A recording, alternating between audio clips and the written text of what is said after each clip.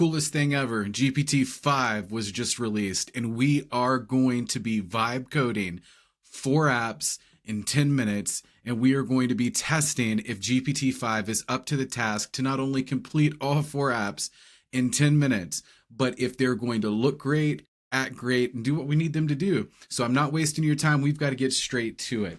All right, I have the prompts built in here.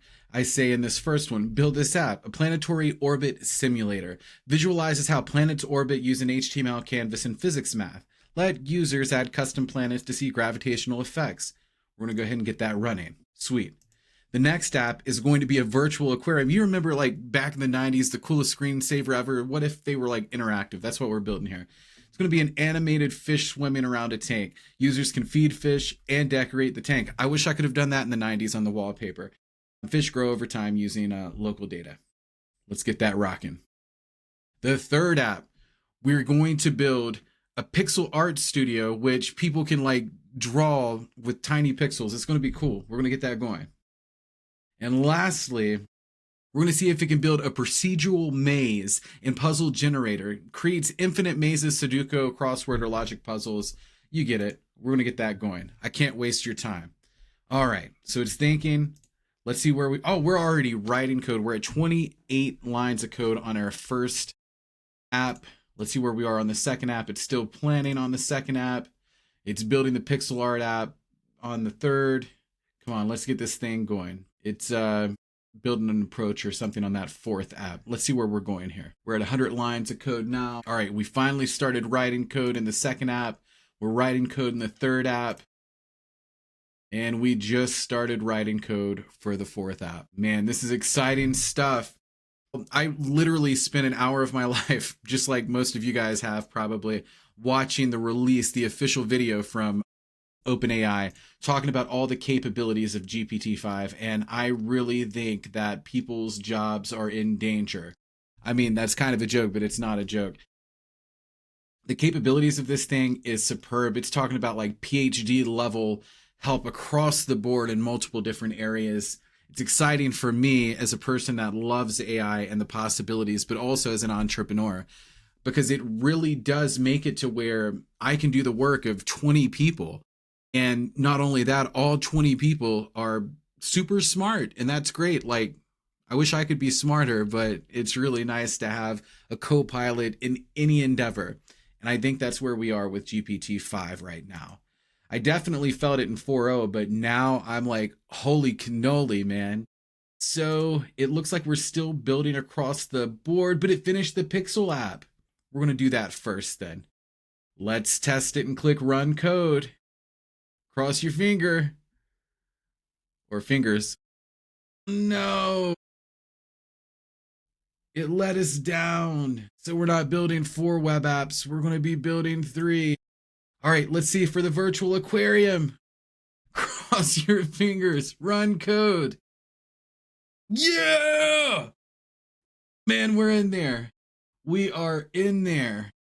Let's hide that. Jeez Louise. So I can drop pellets? Man. Oh, they're coming for him. He's smashing it and growing. You see him growing? Let's see if we can make him really big. Sorry, let's add some fish. Snap. We can decorate with a castle? Okay, that's a little wonky, but that's really cool though. Rocks? All right, those are pretty cool rocks. Sorry, I just like, man, we can get some bubbles going too. Okay, I'm not going to waste your time. So that looks cool. That's awesome. I mean, the fish are like, I don't know what the fish are doing right now. Maybe they're hungry. We better feed them. Oh snap, I'm feeding them with bubbles, I guess. Okay, cool. Let's test the next one. A planetary orbit simulator. Let's run the. All right, so what do we have here? We can scroll in, scroll out. That's cool. What's happening here? We've got gravity constant G. I'm not a physics major. Zoom in, zoom out. All right. Collide and merge. Velocity arrows. They are moving. They're just like moving really super duper slow. Okay, so we can add a planet. Let's go ahead and add a planet. I mean, this is some super duper stuff here. Oh wow, that's a huge planet. And It's a really big planet too. So we have like some stuff that are other planets or stuff. Let's reset this thing. Let's see what's going on here. So we can speed up the time scale. All right, if one of you people are like, you don't know anything about physics, let me know if this thing's rocking and rolling, because I do not have a clue of what's going on here. I don't know, but it looks like it did something, and it looks like this thing's maneuverable, so we're just going to give it a pass here. So for the last test, the maze and puzzle generator. Let's see what's going on here. Let's do Sudoku. Hey! It works, but I'm not going to do the puzzle. Mini crossword. That's cool. So new puzzle. Let's make it easy. New puzzle doesn't work. Well, I mean, it's kind of there. It's kind of cool. The maze thing really, I mean, so I guess we can use the arrows, but the arrows move the screen too.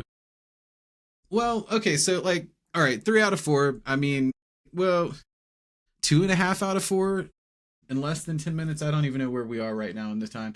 Oh, the real time clock is at 7 minutes and 4 seconds. So look, if you wanted to do some tinkering, you could probably get these things rocking and rolling, but this thing is definitely super cool because none of the other OpenAI models could do anything like this in 3 prompts, much the less like 1. So this is super crazy cool. What do you think? How do you feel about this? What do you think about where GPT is now with app creation and coding?